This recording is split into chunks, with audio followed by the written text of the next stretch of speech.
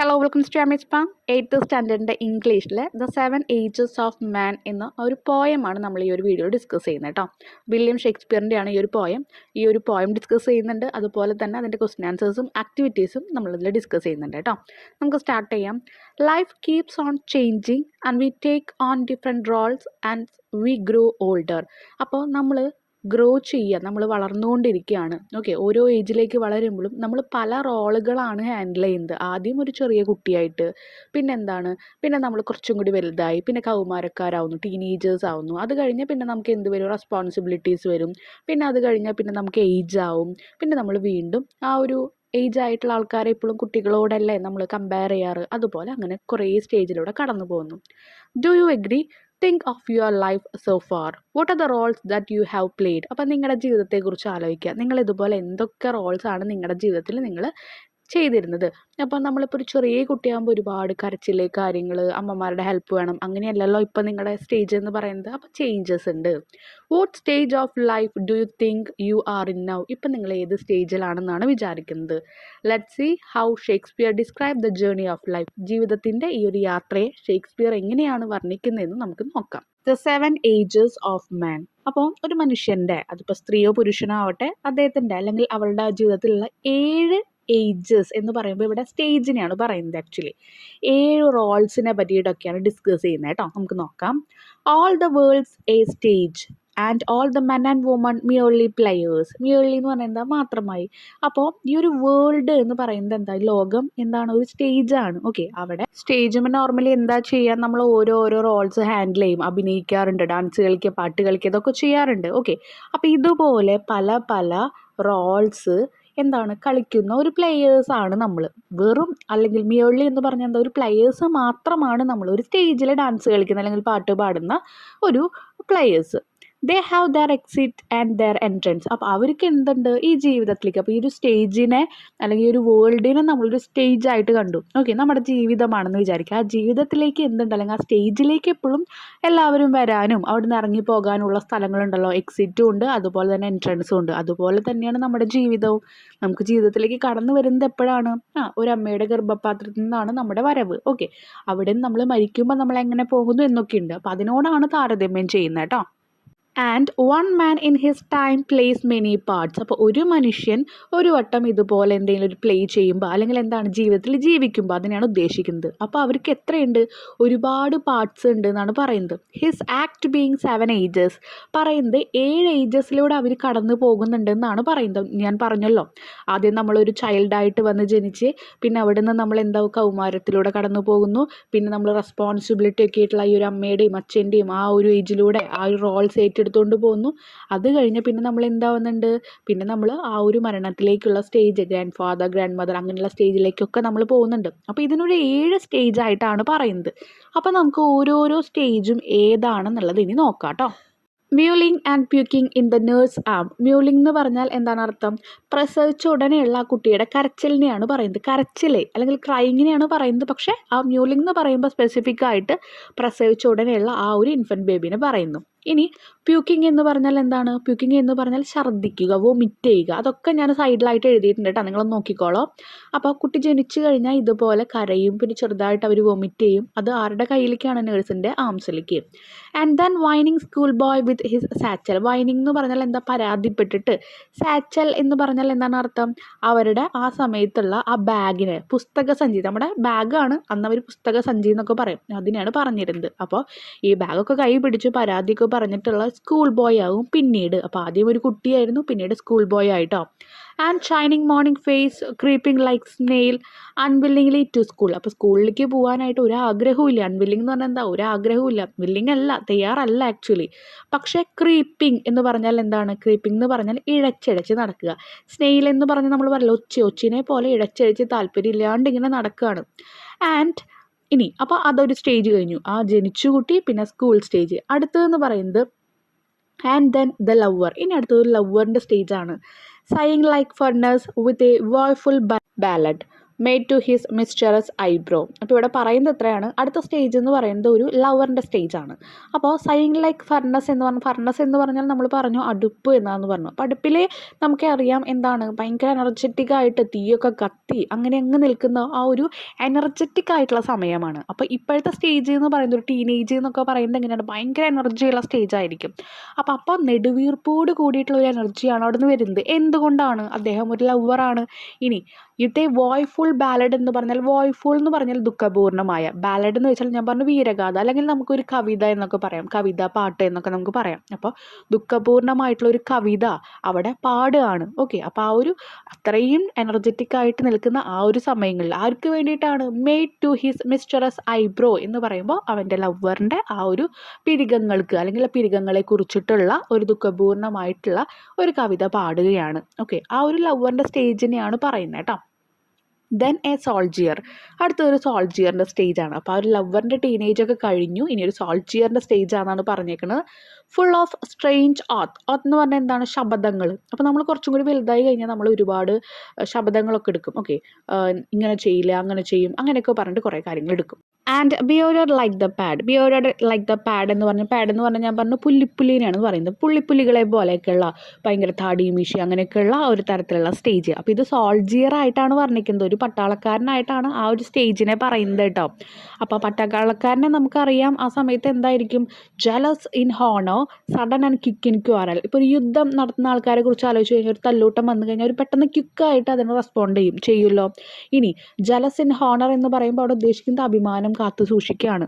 Seeking the bubble reputation. അപ്പോൾ ഇപ്പം നമ്മൾ പറഞ്ഞ ഈ കാര്യത്തിനോട് തന്നെ യോജിക്കുകയാണ് നമ്മുടെ ആ ഒരു ടൈമിലുള്ള സ്റ്റേജ് എന്ന് പറയുന്നത്.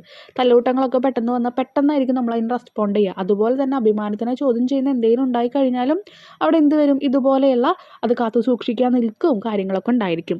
Seeking the bubble reputation. അപ്പോൾ ഈ ഒരു സമയത്ത് എന്ന് പറഞ്ഞാൽ ഇതൊരു ബബിൾ കുമിളകൾ നമുക്കറിയാം പെട്ടെന്ന് തന്നെ പൊട്ടിപ്പോകുന്ന ഒന്നാണ്. അപ്പോൾ ആ സമയത്തുള്ള റെപ്യൂട്ടേഷന് വേണ്ടിയിട്ടാണ്, ആ സ്ഥാനങ്ങൾക്ക് വേണ്ടിയിട്ടാണ് ഈ ചെയ്യുന്നത്. ഓക്കെ, അപ്പോൾ അതിനൊരു സോൾജിയറായിട്ട് താരതമ്യം ചെയ്യുന്നത് എന്തുകൊണ്ടാണെന്ന് മനസ്സിലായല്ലോ. സോൾജിയറിൻ്റെ ലൈഫ് അതുപോലെ തന്നെയാണ്, ഒരു ബബിൾ പോലെ തന്നെയാണ്, എപ്പോൾ വേണമെങ്കിലും യുദ്ധങ്ങളിൽ പൊട്ടിപ്പോവാം എന്നുള്ള ഒരു ലൈഫ്. ഓക്കെ, അതിനോടാണ് നമ്മുടെ ഈ സ്റ്റേജിനെ പറയുന്നത് കേട്ടോ. Even in the cannon's mouth, cannon എന്ന് പറയുമ്പോൾ ഇവിടെ പീരങ്കീനെയാണ് ഉദ്ദേശിക്കുന്നത്. അപ്പോൾ നമുക്കൊരു യുദ്ധങ്ങളായി കഴിഞ്ഞാൽ ആ ഒരു യുദ്ധത്തിൽ തീരാവുന്നതേ ഉള്ളൂ സോൾജിയർ. അതുപോലെ തന്നെയാണ് നമ്മുടെ ജീവിതത്തിലെ മനുഷ്യരുടെ കാര്യം എന്ന് പറയുന്നത്. അപ്പോൾ ഇവിടെ ഇപ്പോൾ സോൾജിയറിനെ കുറിച്ച് പറയുകയാണെങ്കിലും അവിടെ താരതമ്യം ചെയ്യുന്നത് ആരായിട്ടാണ്, മനുഷ്യൻ്റെ ആ സ്റ്റേജിനെയാണ്. ഓക്കെ, അപ്പം നിങ്ങളത് മനസ്സിലാക്കിക്കോളൂ കേട്ടോ, ഓരോന്നും എന്താണ് ഉദ്ദേശിക്കുന്നതെന്ന്. And then the justice in fire round belly with good cap on Lindt. ഇവിടെ ഒരു ഗുഡ് ക്യാപ്പ് ഓൺ ലിൻഡ് എന്ന് പറയുമ്പോൾ ചിക്കൻ കഴിക്കുന്നതിനെയാണ് പറയുന്നത്. അപ്പോൾ ചിക്കൻ കഴിച്ച് കഴിഞ്ഞാൽ ഒരു ഗുഡ് ബെല്ലിയൊക്കെ വരുന്ന പോലെ ആ ന്യായാധിപൻ അങ്ങനെയാണെന്നാണ് പറയുന്നത്. Okay, with eyes severe and beard of formal cut. അപ്പോൾ നമുക്കറിയാം വലിയ സ്ഥാനത്തൊക്കെ ഇരിക്കുന്ന, ഒരുപാട് ന്യായങ്ങൾ നീതിയൊക്കെ നടപ്പിലാക്കാൻ നിൽക്കുന്ന ആൾക്കാരുടെ എല്ലാതും ഇപ്പോൾ ഹെയറൊക്കെ നോക്കിക്കഴിഞ്ഞാൽ അത് ഭയങ്കര ഫോർമൽ ആയിട്ടുള്ള കട്ടിലായിരിക്കും, വെറുതെ കുറച്ച് ഭയങ്കര ടീനേജ് ട്രെൻഡ്സിൻ്റെ പോലെ ഒന്നും കാണില്ല. Full of wise saws. Wise saws എന്ന് പറഞ്ഞാൽ, വൈസ് എന്ന് പറഞ്ഞാൽ എന്താണ്, ജ്ഞാനി. സോസ് എന്ന് പറഞ്ഞാൽ അല്ലെങ്കിൽ അതിൻ്റെ അർത്ഥം എന്ന് പറയുന്നത് ഉപദേശി അല്ലെങ്കിൽ ഒരു പീസ് ഓഫ് അഡ്വൈസ്, അങ്ങനെയാണ് അതിൽ പറയുന്നത് കേട്ടോ. അപ്പോൾ ഉപദേശം.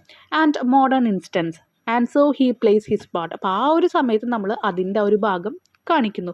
അപ്പോൾ ഈ ഒരു സ്റ്റേജിന് വേണമെങ്കിൽ നമുക്ക് ആ ടീനേജൊക്കെ കഴിഞ്ഞ് ആങ്കർ ഇഷ്യൂസൊക്കെ കഴിഞ്ഞ് നമുക്കൊരു വലിയ പക്വത എത്തുന്ന പ്രായമായിട്ട് നമുക്ക് വേണമെങ്കിൽ പറയാം. അപ്പോൾ ഒരു പക്വതയൊക്കെ എത്തുക ഒരു 25 to 13, 35 അങ്ങനെ ഏജസ് ഒക്കെ വരുമ്പോൾ എന്താണ് ഉണ്ടാവുക, നമ്മൾ ന്യായങ്ങൾ നീതിയൊക്കെ നോക്കിയിട്ടാണ് നമ്മൾ പെരുമാറുക.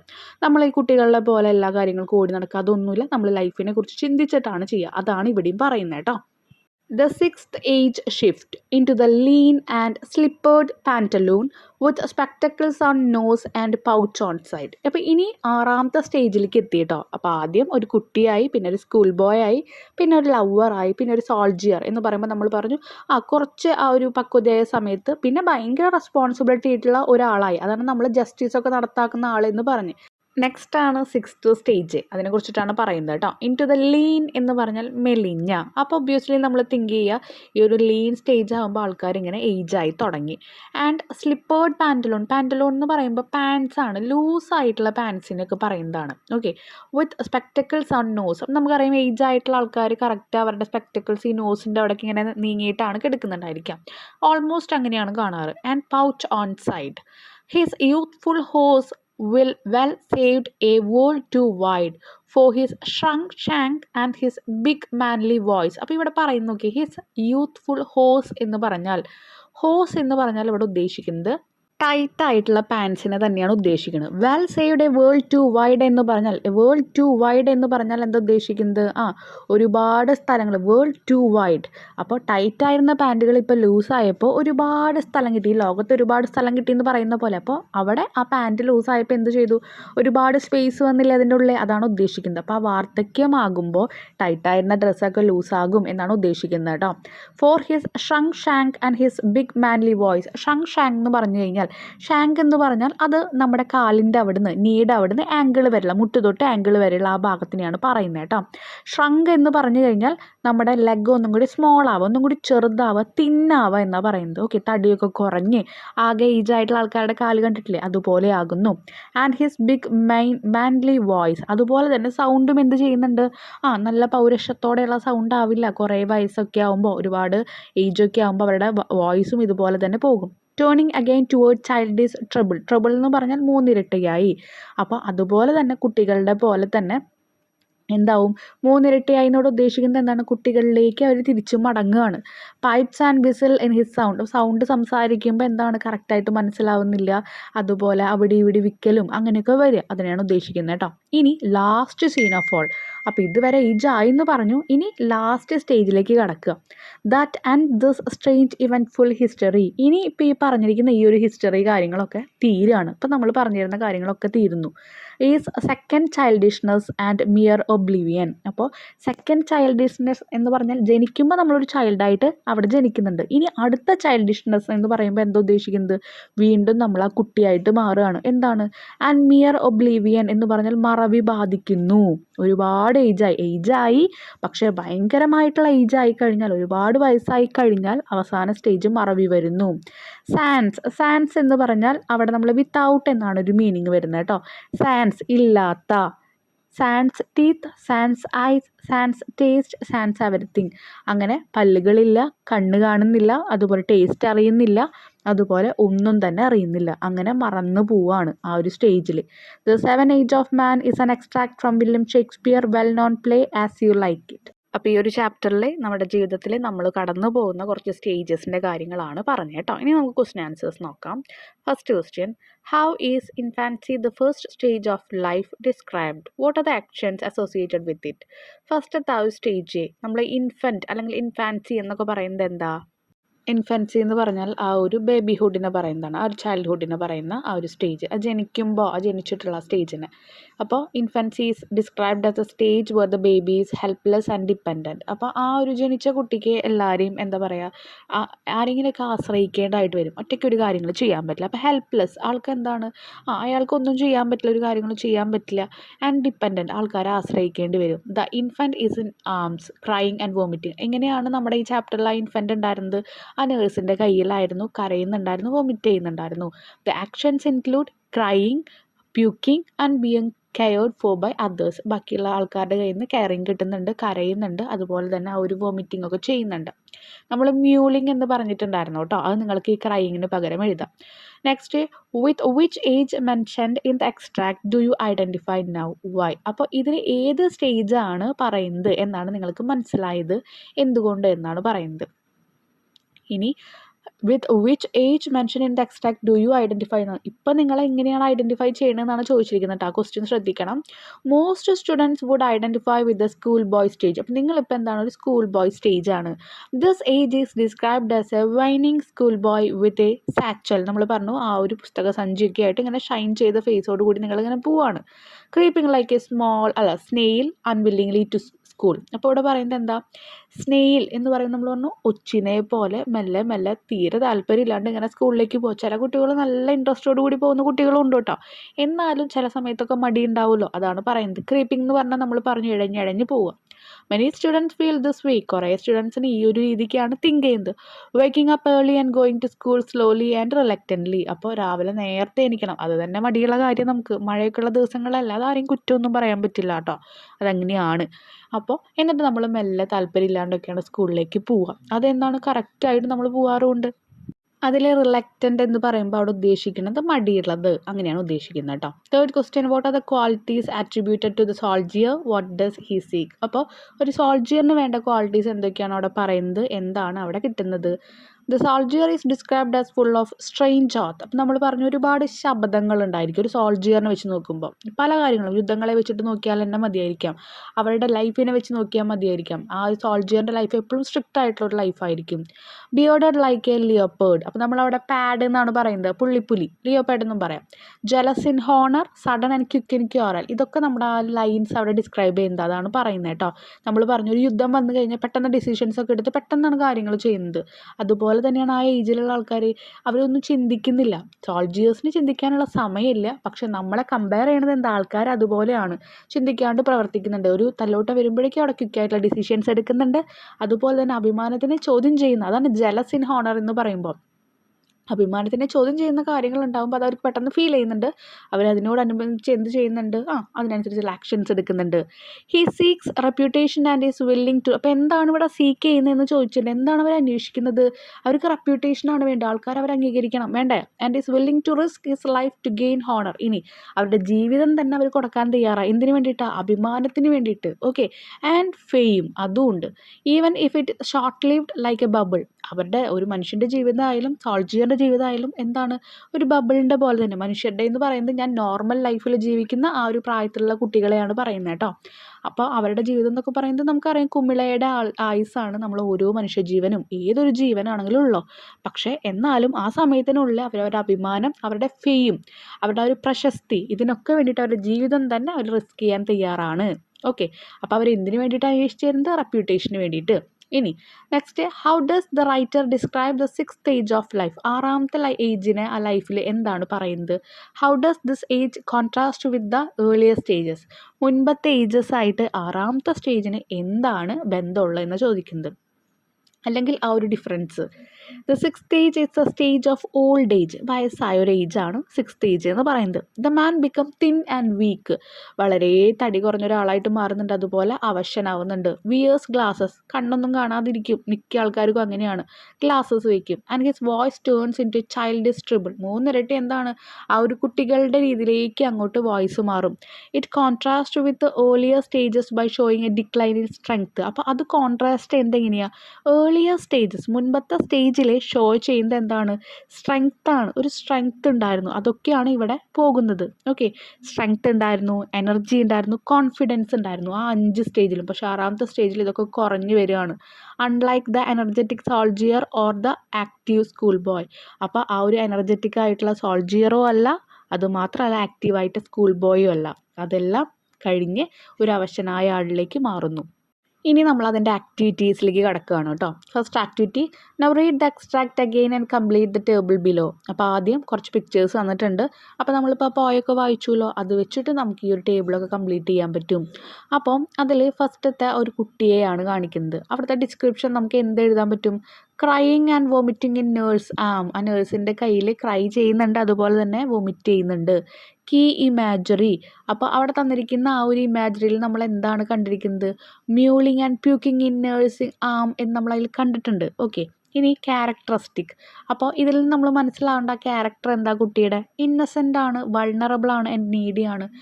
നീഡി എന്ന് പറയുമ്പോൾ എന്താ, ആൾക്കാരെ നമുക്ക് എപ്പോഴും ആശ്രയിച്ചിരിക്കേണ്ട അവസ്ഥയാണ്. ഇന്നസെൻ്റ് ആയിട്ടുള്ളൊരു കുട്ടിയാണ്, പോരായ്മകളും കുറവുകളൊക്കെ ഉണ്ടായിരിക്കും, ചെറിയ കുട്ടികളാണല്ലോ, അതാണ് വൾണറബിലിറ്റി എന്ന് പറയുന്നത്. നെക്സ്റ്റ്, ഇനി കാണുന്നത് ഒരു സ്കൂൾ ബോയിനെയാണ്. Goes to school slowly with bag and a sad face.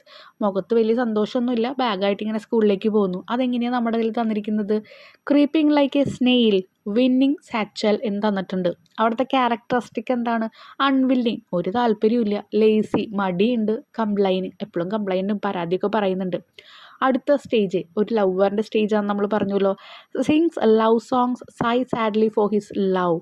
അപ്പോൾ അത് നിങ്ങൾക്ക് അതിലത്തെ പറയുന്നുണ്ട് എന്താണ്, ആ ഒരു കാമുകിക്ക് വേണ്ടിയിട്ട്, കാമുകിയുടെ ഐബ്രോ നോക്കിയിട്ടൊക്കെ പാട്ട് പാടുന്നുണ്ട്, ദുഃഖകരമായിട്ടുള്ള പാട്ടാണ് പാടുന്നത്, നെടുവീർപ്പിടുന്നുണ്ട് എന്നൊക്കെ പറയുന്നുണ്ട്. അതെങ്ങനെയാണ് കൊടുക്കുന്നത്, sighing like furnace with a woeful ballad എന്ന് പറയുന്നുണ്ട്. ഇനി അതിലെ ക്യാരക്ടറിസ്റ്റിക് എന്താ, റൊമാൻറ്റിക് ആണ്, ലവറാണല്ലോ, റൊമാൻറ്റിക് ആണ്, ഇമോഷണൽ ആണ്, ഡ്രീമി, ഒരുപാട് സ്വപ്നം കാണുന്ന ആ ഒരു ടൈമാണ്.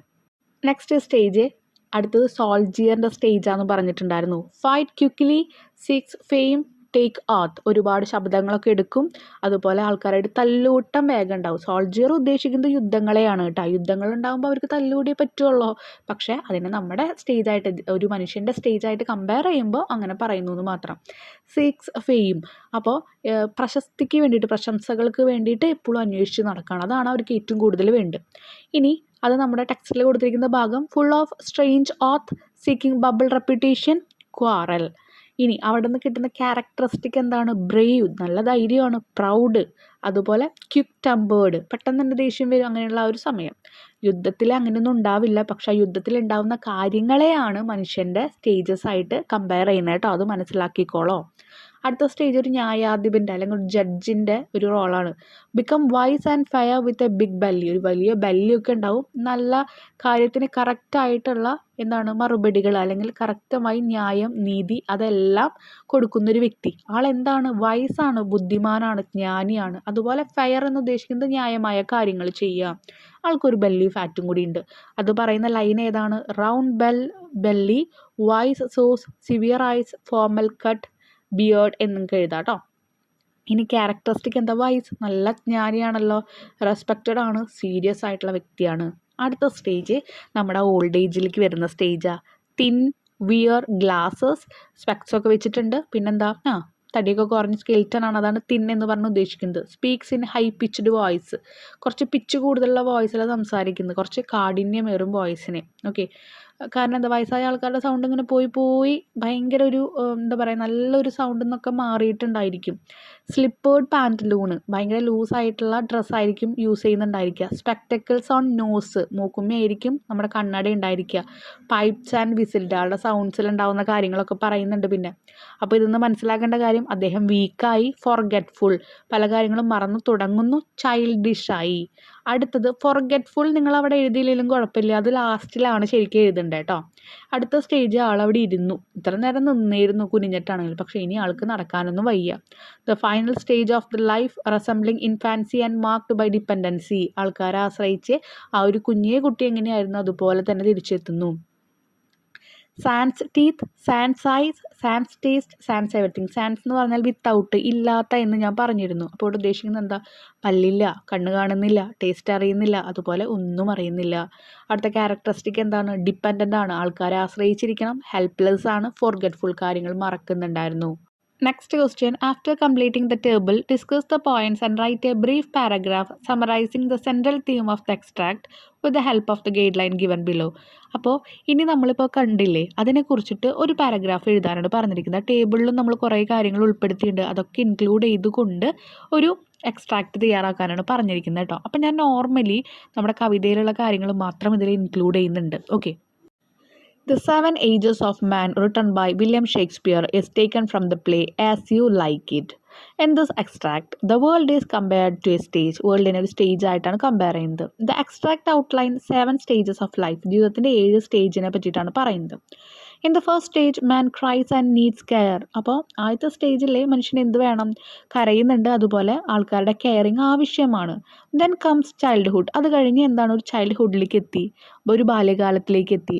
He goes to school unwillingly, താല്പര്യമില്ലാണ്ടും സ്കൂളിലേക്ക് പോകുന്ന ആ ഒരു stage. The next stage is that of a lover. അടുത്ത സ്റ്റേജ് എന്ന് പറയുന്നത് ഒരു ലവറിൻ്റെ സ്റ്റേജാണ്. ഫുൾ ഓഫ് സൈറ്റ്സ് ആൻഡ് റൈറ്റിംഗ് പോയംസ്, ഒരുപാട് നെടുവീർപ്പിടുന്നുണ്ട്. നെടുവീർപ്പിടാന്ന് വെച്ച് കഴിഞ്ഞാൽ വിഷമം കൊണ്ടുള്ള നെടുവീർപ്പിനെയാണ് ഉദ്ദേശിക്കുന്നത്. അതുപോലെ പോയംസ് ഒക്കെ എഴുതുന്നു. അത് കഴിഞ്ഞ് എന്താകുന്നു? Then he becomes A soldier, അത് കഴിഞ്ഞ് അദ്ദേഹം ഒരു സോൾജിയറായി മാറുന്നു. ബ്രേവ് ആണ്, നല്ല ബുദ്ധിമാനാണ്. ക്വിക്ക് ടു ആങ്കർ, പെട്ടെന്ന് ദേഷ്യമൊക്കെ വരും. ആൻഡ് സീക്കിംഗ് ഹോണർ, അതുപോലെ തന്നെ സീക്കിംഗ് ഹോണർ എന്ന് പറയുമ്പോൾ എന്താണ്? സ്വന്തം അഭിമാനം അല്ലെങ്കിൽ ഫെയിമിന് വേണ്ടിയിട്ടൊക്കെ സെർച്ച് ചെയ്യുന്ന ഒരു വ്യക്തിയായിട്ട് മാറുന്നു. After that he become A justice, അത് കഴിഞ്ഞ് അദ്ദേഹം ഒരു ജസ്റ്റിസ് അല്ലെങ്കിൽ ഒരു ജഡ്ജ് ആകുന്നുണ്ട്. എന്തിനു വേണ്ടിയിട്ടാണ്? ന്യായത്തിനും നീതിക്കും വേണ്ടി നിൽക്കാൻ വേണ്ടി. അപ്പോൾ അദ്ദേഹം വൈസ്, ജ്ഞാനിയാണ്. ഫാറ്റ്, കുറച്ച് തടിയുള്ള ആളായിട്ടാണ് പറയുന്നത്. And full of formal sayings. Formal sayings എന്ന് പറയുമ്പോൾ എന്താണ്? പക്വതയാർന്ന കറക്റ്റായിട്ടുള്ള കാര്യങ്ങൾ, ഇൻഫോർമൽ ആയിട്ടുള്ള കാര്യങ്ങളൊന്നുമില്ല. Okay. The sixth stage shown man in old stage. 6ാമത്തെ സ്റ്റേജിൽ വയസ്സായ ഒരു ഏജിലാണ് പറയുന്നത്. തിൻ ആൻഡ് വിയറിങ് സ്പെക്ടക്കിൾ, തിന്നായിട്ടുള്ള ഒരാളാണ് സ്പെക്ടക്കിൾ വെയർ ചെയ്തിരിക്കുക എന്ന് പറയുന്നു. Finally in the 7th stage he become very old again. അങ്ങനെ അവസാനത്തെ 7ാമത്തെ സ്റ്റേജിൽ വീണ്ടും അദ്ദേഹം ഒരു വയസ്സനാകുന്നു. എ സെക്കൻഡ് ചൈൽഡിഷ്നെസ് എന്നാണ് പറയുന്നത്. ഒരു രണ്ടാമത്തെ ആ ഒരു ചൈൽഡിഷ്നെസ്, ആ ഒരു ബാല്യകാലം എന്ന് വേണമെങ്കിൽ പറയാം. ഫോർഗെറ്റ്ഫുൾ, മറക്കുകയാണ് എല്ലാതും. And totally dependent on others, മൊത്തത്തിൽ എല്ലാവരെയും ഡിപ്പെൻഡ് ആയിക്കൊണ്ടിരിക്കുക. ഞാനിപ്പോൾ ഇവിടെ ഒരുപാട് എക്സ്പ്ലെയിൻ ചെയ്തിട്ട് ഞാനിതിൽ കൊടുത്തിട്ടില്ല. ആ ടേബിളിൽ എഴുതിയ കാര്യങ്ങൾ കൂടി ഇൻക്ലൂഡ് ചെയ്ത് നിങ്ങൾക്കിത് വലുതാക്കാം. ഓക്കെ, അപ്പോൾ ഞാൻ അത്രയും വലുതാക്കിയിട്ടില്ല. ജസ്റ്റ് ആ പോയത്തിൻ്റെ എല്ലാ വരികളിലും എന്താണ് കൂടുതൽ പറയുന്നത് എന്നുള്ളത് ഞാൻ ചെറുതാക്കി നിങ്ങൾക്ക് തന്നേക്കാണ് കേട്ടോ. വലുതാക്കി എഴുതുകയാണെങ്കിൽ നിങ്ങൾ ചെയ്യേണ്ട കാര്യം ഇത്രയേ ഉള്ളൂ. ആ ടേബിളിൽ ആ പോയത്തിലെ ലൈൻ അല്ലാതെ ഫസ്റ്റ് കോളത്തിൽ നമ്മൾ എഴുതിയ കാര്യങ്ങളുണ്ടല്ലോ, അത് ഓരോ ഏജിലും നമ്മൾ ഇൻക്ലൂഡ് ചെയ്യാം. ഇപ്പോൾ കുട്ടിയുടെ കാര്യമാണ് പറയുന്നത് വെച്ച് കഴിഞ്ഞാൽ ആ ബോക്സിൽ ഞാൻ എന്താണ് ആദ്യത്തെ കോളത്തിൽ എഴുതിയിരിക്കുന്നത് അത് നിങ്ങൾ ഈ ലൈൻ കഴിഞ്ഞ് എഴുതി വയ്ക്കുക. രണ്ടാമത്തെ സ്റ്റേജിൽ ഇപ്പോൾ ഞാനിവിടെ പറയുന്നത് the next stage is that of a lover full of size and writing poems എന്ന് പറഞ്ഞിട്ടില്ലേ, അത് കഴിഞ്ഞിട്ട് അവിടെ ആ ലവറിൻ്റെ സ്ഥാനത്ത് അല്ലെങ്കിൽ ആ സോൾജിയറിൻ്റെ സ്ഥാനത്ത് എന്താണോ എഴുതിയേക്കുന്നത് അത് നിങ്ങൾ, സോൾജിയർ അല്ല കേട്ടോ, സോൾജിയറിൻ്റെ മുകളിലുള്ളത് ആ ലവറിൻ്റെ സ്ഥാനം തന്നെ, അവിടെ എന്താണോ എഴുതിയിരിക്കുന്നത് അത് തന്നെ നിങ്ങളിവിടെ എഴുതി വയ്ക്കുക. അപ്പം നിങ്ങളിത് ഒന്നും കൂടി വലുതാവും, കുറച്ചും കൂടി ഒന്ന് എക്സ്പ്ലെയിൻഡ് വേ ആവും. Next question, activity 1, read this line from the extract. അപ്പോൾ നമ്മുടെ എക്സ്ട്രാക്റ്റ് എന്നുള്ള ലൈൻ ഒന്ന് വായിക്കാനാണ് പറയുന്നത്. And then the whining school boy with this satchel. Whining school boy with this satchel, ആ ഒരു സഞ്ചിയായിട്ട്, പുസ്തക സഞ്ചിയായിട്ട് ഇങ്ങനെ നിൽക്കുകയാണ്, ഷൈൻ ചെയ്തുകൊണ്ട് ആ കുട്ടി. And shining morning face creeping like snail unwillingly to school. താല്പര്യമില്ലാതെ സ്കൂളിലേക്ക് കൊച്ചിനെ പോലെ പോകുന്നു. Here the writer compares school boys unwilling walk to go to school to snails slow place. അപ്പോൾ എന്താ അവിടെ പറയുന്നത്? സ്ലോ പേസ് എന്ന് പറയുമ്പോൾ ആ ഒരു പാദം നടക്കുന്നതന്നെയാണ് പറയുന്നത് കേട്ടോ. അപ്പോൾ ഇവിടെ കുട്ടി നടക്കുന്നത്, താല്പര്യമില്ലാതെ നടക്കുന്നതിനെ ആരെയായിട്ടാണ് കമ്പയർ ചെയ്യുന്നത്? ഒച്ചായിട്ടാണ് കമ്പയർ ചെയ്യുന്നത്. ഒച്ച എപ്പോഴും മെല്ലെ മെല്ലെ അരിച്ചാണ് നടക്കുക. അതുപോലെ the writer use the word like to make the comparison. അപ്പോൾ ഇതിൽ പറയുന്നുണ്ട് ലൈക്ക് എന്ന് പറയുന്നുണ്ട്. നോക്കിയേ, ക്രീപ്പിംഗ് ലൈക്ക് സ്നെയിൽ എന്ന് പറയുന്നുണ്ട്. അപ്പോൾ ആ കുട്ടിയെ അവിടെ ഒച്ചായിട്ട് കമ്പയർ ചെയ്യുമ്പോൾ ലൈക്ക് എന്നുള്ള വാക്ക് യൂസ് ചെയ്തിട്ടുണ്ട്. This is a figure of speech. Do you know what is it? നമുക്കറിയാം, കാരണം നമ്മളിത് കഴിഞ്ഞ ഇയറിലൊക്കെ പഠിച്ചുള്ളതാണ്. ഇതിനെന്താ പറയുക? സിമിലി എന്നാണ് പറയുക. Simile is a figure of speech that compare two different things using the word like or as. ഇതുപോലെ ലൈക്കോ ആസോ വെച്ച് രണ്ട് സാധനങ്ങളെ, രണ്ടും മാച്ചായിട്ടുള്ള സാധനങ്ങളൊന്നും ആവില്ല, അങ്ങനത്തെ സാധനങ്ങളെ കമ്പയർ ചെയ്യുന്നതിനാണ് നമ്മൾ സിമിലി എന്ന് പറയുക. ഇവിടെ ഇപ്പോൾ സ്കൂളിൽ പഠിക്കുന്ന കുട്ടി നടക്കുന്നത് ഒരൊച്ചായിട്ട് നമ്മൾ കമ്പയർ ചെയ്തില്ലേ, അപ്പോൾ നമ്മൾ ലൈക്ക് വെച്ചിട്ടാ, അതുപോലെ ആസ് വെച്ചിട്ടും പറയാം. അതിനെ സിമിലി എന്ന് പറയുന്നു. പിക്ക് out other instance of simile in the extract. ഇതുപോലെയുള്ള എക്സ്ട്രാക്ട് എന്ന് കണ്ടുപിടിക്കാനാണ് പറഞ്ഞിരിക്കുന്നത്. അവിടെ ഉണ്ട്. സൈയിങ് ലൈക്ക് ഫർണസ്. ഫർണസ് എന്ന് പറഞ്ഞാൽ നമ്മൾ പറഞ്ഞ അടുപ്പ്. അപ്പോൾ ഒരു അടുപ്പ് നെടുവീർപ്പിടൂ ഇല്ല, പക്ഷേ അടുപ്പിൽ നിന്ന് ഇങ്ങനെ തീജ്വാലകൾ ഇങ്ങനെ വന്നുകൊണ്ടിരിക്കും നമ്മളിങ്ങനെ ഊതുമ്പോൾ. അപ്പോൾ അതിനെ കമ്പയർ ചെയ്യുന്നുണ്ട് അങ്ങോട്ടും ഇങ്ങോട്ടും. The lover size deeply. അപ്പം നമുക്കറിയാം, ഒരു പ്രണയിനി അല്ലെങ്കിൽ ഒരു പ്രണയിതാവ് എന്ത് ചെയ്യുന്നുണ്ട്? നെടുവീർപ്പിടും ഇങ്ങനെ. ഓക്കെ, അവർക്ക് വിഷമവും സങ്കടവും കാര്യങ്ങളും ടെൻഷനൊക്കെ ആയിട്ട്. അതുപോലെയാണ് ഒരു അടുപ്പിൽ നിന്ന് എങ്ങനെയാണ് ഒരു തീജ്വാല വരുന്നത്, അതിൻ്റെ പോലെയാണ് അവിടുത്തെ ഒരു ലവർ അവിടെ നെടുവീർപ്പിടുക എന്ന് പറയുന്നത്. അത്രയ്ക്കും കാഠിന്യമേറിയതാണ് എന്ന് പറയാം. അപ്പോൾ അവിടെ യൂസ് ചെയ്തിരിക്കുന്നത് ലൈക്ക് എന്നുള്ള വാക്കാണ്. പിന്നെ ബിയേർഡഡ് ലൈക്ക് ദ പാഡ് എന്ന് പറയുന്നുണ്ട്. പുലികളെ പോലെയുള്ള താടികളൊക്കെ എന്ന് പറയുന്നുണ്ട്. The soldier has a beard like a leopard, അല്ലെങ്കിൽ പാഡ് എന്ന് നമ്മുടെ കവിതയിൽ പറയുന്നുണ്ട്. Next B, consider the first 2 lines of the extract. What are the 2 things compared here? അപ്പോൾ ആദ്യത്തെ 2 ലൈനിൽ പറയുന്ന നോക്കാം. All the world's a stage and all the men and women merely players. അപ്പോൾ ഇവിടെ പറയുന്നത് ഓൾ ദ വേൾഡ്സ് സ്റ്റേജ്, വേൾഡിനെ ഒരു സ്റ്റേജായിട്ടും അവിടെ മെൻ ആൻഡ് വുമൺ, മനുഷ്യരെ, ആണും പെണ്ണുള്ളതിനൊക്കെ അവരെന്താ പറയുന്നത്? അവിടുത്തെ പ്ലെയേഴ്സ് ആയിട്ടാണ് പറയുന്നത്. ഓക്കെ, ഇദ്ദേഹത്തിൻ്റെ വാക്കുകളിൽ തന്നെ പറഞ്ഞിട്ടുണ്ട് മുൻപ്, എന്താണ് ഈ ലോകത്തിനെ ഒരു സ്റ്റേജായിട്ടും ഈ ജീവിതത്തിനെ ഒരു നാടകമായിട്ടും അതിൽ ആക്ട് ചെയ്യുന്ന ആ ഒരു നടനും നടിയുമാണ് ആര്? നമ്മൾ മനുഷ്യരെന്നാണ് പറയുന്നത്. ഓക്കെ, അപ്പോൾ ഇവിടെ നമുക്ക് നോക്കാം. Here the writer uses the figure of speech called metaphor. ഇവിടെ മെറ്റാഫോർ ആണ് യൂസ് ചെയ്യുന്നത്. It state that the world is a stage and that we are performers on the stage of life. ഈ ഒരു വേൾഡിന്, അതാണ് പറയുന്നത്, ഈ വേൾഡിന് ഒരു സ്റ്റേജായിട്ടും ആ സ്റ്റേജിൽ പെർഫോം ചെയ്യുന്ന ആൾക്കാരാണ് നമ്മളെന്നാണ് പറയുന്നത്. Pick out the other instance of metaphor in the extract. ഇതുപോലെയുള്ള മെറ്റാഫോർസ് എഴുതാനാണ് പറഞ്ഞിരിക്കുന്നത്. അപ്പം ഞാൻ മുകളിൽ എഴുതിയിരിക്കുന്ന ബ്ലാങ്കിൽ എഴുതിയിരിക്കുന്നതും താഴെയുള്ള ആ ഒരു ബ്ലാങ്ക് ലൈനിൽ എഴുതിയിരിക്കുന്നതും ആ രണ്ടാമത്തെ pick out other instance of metaphor in the extract എന്ന് പറഞ്ഞതിൻ്റെ ആൻസറാണ് കേട്ടോ. എന്താണ് മെറ്റാഫോർ എന്ന് നോക്കിയിട്ട് നമുക്ക് അങ്ങോട്ട് പോവാം. മെറ്റാഫോർ ഈസ് എ പോയറ്റിക് ഡിവൈസ് ആണ് that state implicit comparison without the use of like or as. അവിടെ ലൈക്കും വേണ്ട ആസും വേണ്ട, പക്ഷേ അവിടെ ഒരു കമ്പാരിസൺ നടക്കുന്നുണ്ട്. അതിനെയാണ് മെറ്റാഫോർ എന്ന് പറയുന്നത്. It assert that two things are identically rather than just similar പോലെ കാണിക്കുക. വേൾഡ് ഈസ് എ സ്റ്റേജ് എന്നാണ് പറയുന്നത്. അവിടെ ആസും വന്നിട്ടില്ല, ലൈക്കും വന്നിട്ടില്ല. പക്ഷേ വേൾഡിനെ ഒരു സ്റ്റേജ് ആയിട്ടാണ് കമ്പയർ ചെയ്യുന്നത്. മനസ്സിലായോ? അതിനാണ് നമ്മളവിടെ മെറ്റഫോർ എന്ന് പറയുന്നത്. അതുപോലെയുള്ള കുറച്ച് lines. All the men and women merely players. എല്ലാ ആണുങ്ങളും പെണ്ണുങ്ങളും എന്താണ്? പ്ലെയേഴ്സ് പോലെയാണ്, അല്ലെങ്കിൽ പ്ലെയേഴ്സ് മാത്രമാണ്. Peoples are compared to actors in a drama. ഒരു ഡ്രാമയിലെ ആക്ടേഴ്സായിട്ട് പീപ്പിൾസിനെ പറയാണ്. They have their exit and their entrance. അവർക്ക് അവരുടെ, നമ്മുടെ കവിതയിൽ തന്നെ പറഞ്ഞിട്ടുണ്ട്, അവർക്ക് വരാനും പോകാനും, അതാണ് എക്സിറ്റും എൻട്രൻസും. അവർക്ക് അവരുടേതായിട്ടുള്ള ഒരു എക്സിറ്റും എൻട്രൻസും ഉണ്ട്. Life and death. അവിടെ പറയുന്നത് എന്താ? ജീവിതത്തിലേക്ക് വരുന്നത് ലൈഫാണ്. ഒരു ജീവിതം കിട്ടുമ്പോഴാണ് നമ്മൾ വരുന്നത്. ഡെത്ത് എന്ന് പറയുന്നത് മരണമാണ്. അതാണ് അവിടുത്തെ എക്സിറ്റ്, പുറത്തേക്ക് പോകാനുള്ള വഴി. Are compared by entering and exiting a stage. ഇനി എന്താണ്? One man in his time plays many part.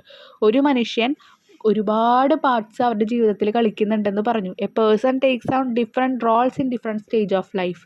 ജീവിതത്തിൻ്റെ ഒരുപാട് സ്റ്റേജിൽ പല റോളുകളും മനുഷ്യന്മാരെടുക്കുന്നുണ്ട്. പറഞ്ഞല്ലോ, ലവർ, സ്കൂൾ ബോയ്, സോൾജിയർ, അതുപോലെ എന്താ ഓൾഡ് ഏജ് ആയിട്ടുള്ള ആൾ, പിന്നെന്താ മറവിയിലേക്ക് പോകുന്ന അത്രയും വീക്കായിട്ടുള്ള ഒരു മനുഷ്യൻ. അതിനൊക്കെയാണ് പറയുന്നത് കേട്ടോ. അപ്പോൾ ഇതോട് കൂടിയിട്ട് നമ്മുടെ ഈ ഒരു ചാപ്റ്റർ ഇവിടെ കംപ്ലീറ്റ് ചെയ്യുകയാണ്. നെക്സ്റ്റ് ചാപ്റ്റർ നമ്മൾ എത്രയും പെട്ടെന്ന് അപ്ലോഡ് ചെയ്യുന്നതായിരിക്കും. നിങ്ങൾക്ക് എന്തെങ്കിലും ഡൗട്ട്സ് ഉണ്ടെങ്കിൽ നിങ്ങൾ എന്തായാലും കമൻറ്റ് സെക്ഷനിൽ ചോദിക്കാം കേട്ടോ. താങ്ക്